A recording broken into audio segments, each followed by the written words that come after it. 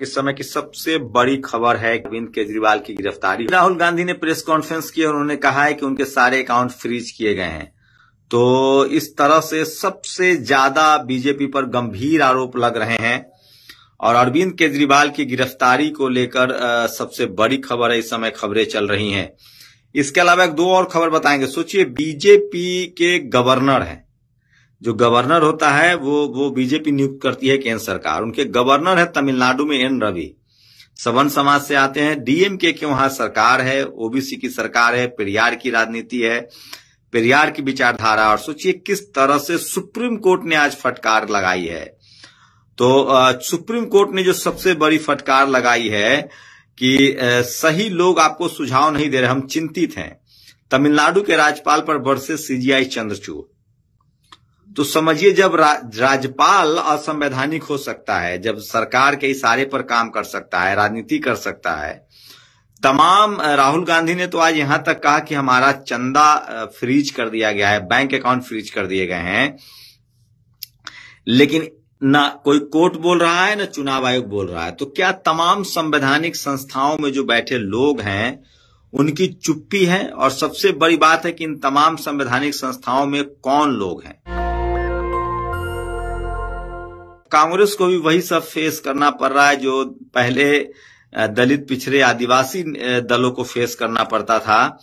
और कांग्रेस ने जो रास्ते बताए हैं उसी रास्ते पर बीजेपी चल रही है। सोचिए, इलेक्टोरल बॉन्ड को लेकर भी आज बीजेपी के लिए अच्छी खबर नहीं है। अब खासकर हलफनामा दे दिया है एसबीआई ने कि हमने सारी जानकारी दे दी है, मतलब कितना चंदा आया, किस पार्टी को चंदा गया। ज्यादा दिन नहीं, एक दो दिन में सारी खबरें छनकर आ जाएगी कि इलेक्टोरल बॉन्ड से किसको फायदा हुआ है। और मोदी सरकार पर सख्त हुआ चुनाव आयोग, विकसित भारत संपर्क वाले मैसेज पर तुरंत रोक लगाने को कहा है। तो ये अब तो मैसेज जा चुका है। और बीजेपी ने जारी की तीसरी लिस्ट 9 प्रत्याशियों के नाम। तमिलनाडु में वो सिर्फ 9 प्रत्याशी अभी तक चुन पाए हैं। और बेंगलुरु में चुनाव आयोग की शिकायत पर बीजेपी सांसद तेजस्वी सूर्या के खिलाफ दर्ज हुआ हेट स्पीच का मामला। तेजस्वी सूर्या पर मुस्लिम समुदाय को निशाना बनाने का आरोप है। आज कांग्रेस भी चुनाव आयोग के दफ्तर गई थी। तो ये तमाम बड़ी खबरें, लेकिन सबसे बड़ा अपडेट अभी है कि केजरीवाल ने मीडिया को तो साध लिया है। सोचिए, जिस तरह से हेमंत सोरेन की गिरफ्तारी हुई थी, उसके बाद कहा जा रहा है कि बीजेपी को इसका नुकसान हो सकता है। क्या अरविंद केजरीवाल की गिरफ्तारी से भी बीजेपी को नुकसान होता हुआ दिख रहा है? अरविंद केजरीवाल वैश्य समाज से आते हैं। उनका सामाजिक संरचना में वो लोग मजबूत हैं, आर्थिक रूप से मजबूत हैं। राजनीतिक भागीदारी नहीं थी, उसको अरविंद केजरीवाल मजबूत कर रहे थे। तो अरविंद केजरीवाल की गिरफ्तारी को लेकर इस समय सबसे बड़ी अपडेट है कि बहुत ज्यादा संख्या में वहां पुलिसकर्मी हैं। और इसलिए कहा जा रहा है कि उनकी गिरफ्तारी का अभी राजनीति भी शुरू हो गई है।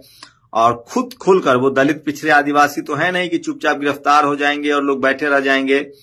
आतिशी ने कहा है कि जनता सड़कों पर उतरेगी। उनके तमाम मंत्री, विधायक वहां जुट गए हैं। और अरविंद केजरीवाल की गिरफ्तारी से किसको फायदा, क्या बीजेपी को फायदा होगा, ये सबसे बड़ी खबर बता रहा हूं इस समय की कि अरविंद केजरीवाल की गिरफ्तारी को लेकर जो है वो इस समय सबसे ज्यादा अपडेट्स आ रहे हैं। सबसे बड़ी खबर बता रहा हूं, क्या अरविंद केजरीवाल की गिरफ्तारी होगी? क्या इस गिरफ्तारी से बीजेपी को फायदा हो सकता है? ये सबसे बड़ी खबर है जो इस समय सोशल मीडिया पर चल रही है और तमाम लोग लाइव दिखा रहे हैं। तो अरविंद केजरीवाल को इतना तो चुनाव के समय में तमाम विपक्षी दल जो है वो नहीं दिखाता, लेकिन अब ये साफ है कि तमाम लोग, ये खबरें चल रही है। और 400 पार का पहला टेस्ट, दिल्ली के चारों तरफ बीजेपी को भारी नुकसान है। तो ये खबरें चल रही हैं। तो सोशल मीडिया पर कहीं ना कहीं ये सवाल पैदा हो रहा है कि क्या बीजेपी मुश्किल में है, बीजेपी घिर गई है, इसलिए वो राजनीतिक पॉलिटिकल हथकंडे अपना रही है। ये तमाम बड़ी खबरें हैं जो सोशल मीडिया पर आज वायरल है। और क्या बीजेपी हैरान है, परेशान है, सकते में है? तो कार्यकर्ता जुटने शुरू हो गए हैं। ये तमाम तस्वीरें आप सोशल मीडिया पर चल रही है। केजरीवाल गिरफ्तार हुए तो जेल से चलेगी सरकार, ये बात कह रही है। वो गिरफ्तार भी हुए तो इस्तीफा नहीं देंगे केजरीवाल। तो आम आदमी पार्टी ने तय किया है कि वो इस्तीफा नहीं देंगे। और अभी भी पूछताछ हो रही है। उम्मीद है कि देर रात उनको अरेस्ट किया जा सकता है। इस तरह की खबरें आ रही हैं। आपको क्या लगता है, क्या अरविंद केजरीवाल की गिरफ्तारी का क्या होगा? बीजेपी को फायदा होगा या नुकसान होगा? केजरीवाल जो है वैश्य समाज से आते हैं, आर्थिक रूप से मजबूत समाज है, और हो सकता है कि ये बैकफायर भी करे, जैसे हेमंत सोरेन की गिरफ्तारी से झारखंड में बीजेपी जो है वो बैकफुट पर है। तो केजरीवाल गिरफ्तार हुए तो दिल्ली में क्या होगा, इस तरह की खबरें चल रही है कि, और देखिए एबीपी न्यूज किस तरह की टाइटल्स चला रहा है वो बता रहा हूं। देश की सबसे बड़ी राजनीतिक खबर इस समय चल रही है, और उनके का देश की राजधानी में संवैधानिक अभी इस समय की जो खरी खबर है, उनके जो समर्थक हैं उनको डिटेन किया जा रहा है। अरविंद केजरीवाल के हजारों समर्थक जो हैं उनके घर पहुंच रहे हैं, उनको डिटेन किया जा रहा है, और इस समय की सबसे बड़ी खबर है। और टीवी अखबार जो है वो लगातार इस कार्रवाई को सही ठहरा रहा है, सही बता रहा है। पैरामिलिट्री फोर्सेस का सबसे ज्यादा इस्तेमाल हो रहा है। बीजेपी सीआईएसएफ और सीआरपीएफ का ज्यादा इस्तेमाल करती है, क्योंकि ये सब गृह मंत्रालय के अंतर्गत आते हैं। इससे पहले 2-3 नेता ऑलरेडी जेल में हैं, आम आदमी पार्टी के संजय सिंह, मनीष सिसोदिया और सत्येंद्र जैन। उसके बाद केजरीवाल की पार्टी ने, केजरीवाल के नेताओं ने आरोप लगाया था कि उन पर दबाव है कि अगर आप गठबंधन करेंगे तो हम आपको गिरफ्तार करेंगे। तो ये सबसे बड़ी खबर है, और देखते हैं कि क्या होता है। तो इस समय की सबसे बड़ी खबर बता रहा हूं, इंडिया गठबंधन के हिस्सा है केजरीवाल, तो राजनीतिक रूप से तो उनको समर्थन मिलेगा। खबर जिस तरह से मीडिया में चल रही है, पब्लिक भी देख रही है, तो परसेप्शन तो बनेगा, कहीं बैकफायर न हो जाए ये खबर। जैसे राकेश टिकैत के रोने की खबर मीडिया ने चला दी थी, उस दिन वो आंदोलन खत्म होने वाला था, राकेश टिकैत रोने लगे, मीडिया उनको इंसल्ट कर रही थी, ह्यूमिलिएट कर रही थी, और वो मैसेज चला गया।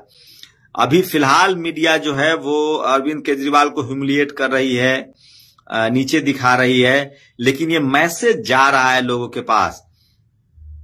और मैं इस समय देख रहा हूं तमाम चैनलों पर ये खबर चल रही है, सोशल मीडिया पर लोग कमेंट करने का सेक्शन खुला होता है, कमेंट कर रहे हैं कि अरविंद केजरीवाल की गिरफ्तारी होती है तो इससे बीजेपी को ही नुकसान होगा, और इतना फोर्स डिप्लॉयमेंट कर दिया गया। तो इस समय की सबसे बड़ी खबर है। वही सोचिए, बहुजन समाज के नेताओं को समझना चाहिए। सोचिए, सवर्ण समाज के गवर्नर हैं एन रवि, और वो ओबीसी मुख्यमंत्री करुणानिधि के जो बेटे हैं स्टालिन, उनको किस तरह से वो परेशान कर रहे हैं, और उस पर सुप्रीम कोर्ट ने कहा है कि ये आप ठीक नहीं कर रहे हैं, आप संविधान के हिसाब से काम नहीं कर रहे हैं। तो ये बहुजन समाज के नेताओं को जरूर सीखना चाहिए। सोचिए, कांग्रेस के सवर्ण नेता हैं, आपको बता दे आनंद शर्मा, उन्होंने कहा है कि जाति जनगणना का हम विरोध करते हैं। तो सवर्ण समाज के नेताओं से इस देश के दलित, पिछड़े, आदिवासी, अल्पसंख्यक समाज के नेताओं को सीखना चाहिए कि वो अपने सामाजिक हितों के लिए किस तरह से अग्रसर होते हैं, सचेत होते हैं। और इसलिए बाबा साहब ने कहा था कि जब मेरा हित और समाज का हित आएगा तो मैं समाज का हित चुनूंगा। तो जिस समाज की सामाजिक जड़ें गहरी नहीं होती है, उसकी राजनीति भी ज्यादा नहीं चलती है। तो ये SC, ST, OBC, Bahujan Samaj के नेताओं को सोचना चाहिए कि अगर आपके समाज जागरूक नहीं रहेगा, आप अपने सामाजिक हितों के लिए सजग नहीं रहेंगे, आपका समाज आपके साथ नहीं रहेगा, तो कल आपके साथ भी इसी तरह से गिरफ्तारी हो सकती है। फिलहाल अरविंद केजरीवाल के समर्थन में उनके समर्थक जो है वहां जा रहे हैं, पुलिस डिटेन कर रही है।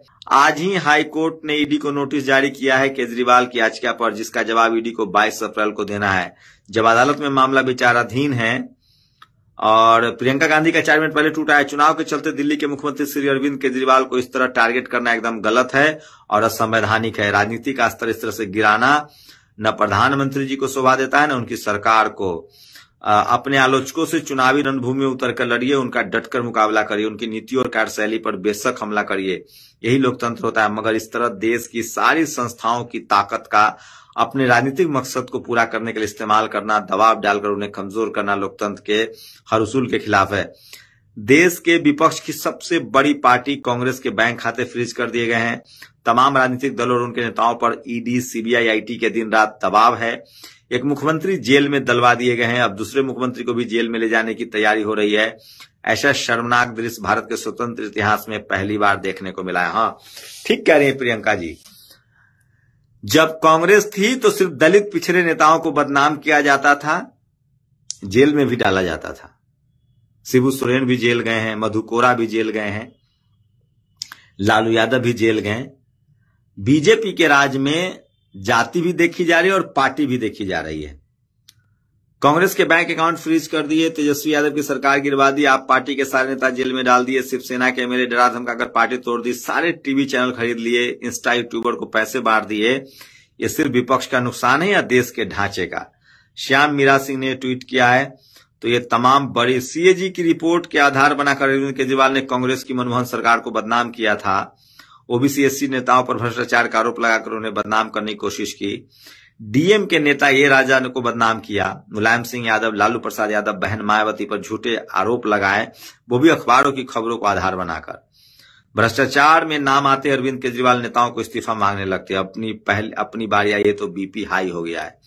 तो अरविंद केजरीवाल उस गड्ढे में गिरे हैं जो गड्ढा उन्होंने दरअसल खोदा था, और कांग्रेस उस गड्ढे में साझेदार थी। उस समय करुणानिधि के बेटी कनिमोरी को जेल में डाला गया, ए राजा जेल गए, दयानिधि मारन को जेल में डाला गया था। अब उसी गड्ढे में खुद गिर गए हैं अब केजरीवाल।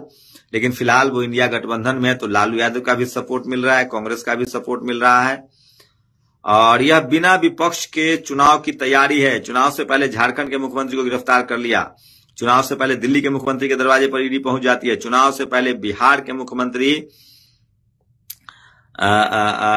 तो मुख्य विपक्षी दलों कांग्रेस के अकाउंट फ्रीज कर दिए गए हैं। तो ये तमाम है, लेकिन सिंपैथी मिल रहा है विपक्षी दलों को। आप पत्रकार नहीं, लफंगों वाली बात कर रहे हैं। जब जय श्री राम का प्रयोग 90 के दौर में सांप्रदायिक और राजनीतिक नारे के तौर पर हुआ, तो जवाब में सामाजिक न्याय की शक्तियां हवा में उड़ गए का नारा दिया था। दोनों तरफ राजनीतिक नारे हैं। इस आप नहीं समझेंगे, इतिहास बोध पैदा करने की जरूरत है। आप यहाँ बेहद उदंड नजर आ रहे हैं। बीजेपी ने सामाजिक न्याय के ब्लैंड करके और हिस्सेदारी देकर इसकी काट निकाल ली। सामाजिक न्याय के दल तब जाकर हारे हैं।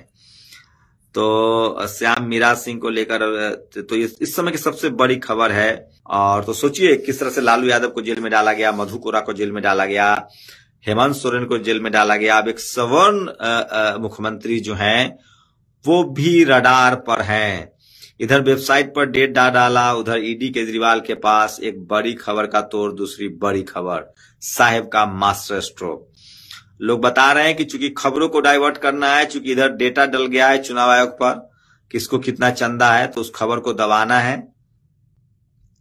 और कांग्रेस के दो पुराने कोषाध्यक्ष सीताराम केसरी और मोतीलाल वोरा के समय के इनकम टैक्स नोटिस पर आज कांग्रेस के बैंक खाते सील कर दिए गए हैं। 30 साल पहले के नोटिस पर चुनाव के समय कार्रवाई की जा रही है। दीपक शर्मा ने कहा है, यह टाइमिंग बता रही कि खेल बड़ा है, साजिश गहरी है। तो तमाम ये बड़ी खबरें हैं जो सोशल मीडिया पर आज वायरल हैं। सोशल मीडिया जो है उसको बीजेपी मैनेज नहीं कर पा रही और खबरें जो हैं वो पहुंच रही है। और सोचिए दिलीप में जिस सुनहरे दौर में आयुर्वेद का बोलबाला था, सब कुछ ऑर्गेनिक था, तो आज जो सदगुरु हैं वो जिस तरह से अंग्रेजी दवाई के मदद ले रहे हैं। आप भी अपने बच्चों के लिए झाड़ फूंक से बचिए और बेहतर डॉक्टर से इलाज करवाइए। तो ये तमाम बड़ी खबरें हैं। और सुप्रीम कोर्ट ने चुनावों से पहले क्यों पलटा केंद्र सरकार का फैसला, चुनाव आयोग का बीजेपी पर एक्शन, कांग्रेस के पैसे किसने रोके। और एससी ने चुनाव आयोग की नियुक्ति पर केंद्र पर सवाल उठाए, एसबीआई ने दिए यूनिक नंबर। तो ये तमाम बड़ी खबरें हैं जो सोशल मीडिया पर वायरल हैं। और सोशल मीडिया ही सच्चा मीडिया है, सोशल मीडिया ही बहुजन मीडिया है। आप अपनी प्रतिक्रिया जरूर दीजिए। शुक्रिया। नेशनल दस्तक की आपसे गुजारिश है कि अगर इसको बचाना चाहते हैं तो नेशनल दस्तक को सब्सक्राइब करने के लिए रेड कलर के सब्सक्राइब बटन को दबाएं, फिर बेल आइकन की घंटी दबाएं। नेशनल दस्तक को बचाने के लिए बहुत जरूरी है कि हर खबर को शेयर करें, लाइक करें, कमेंट जरूर करें।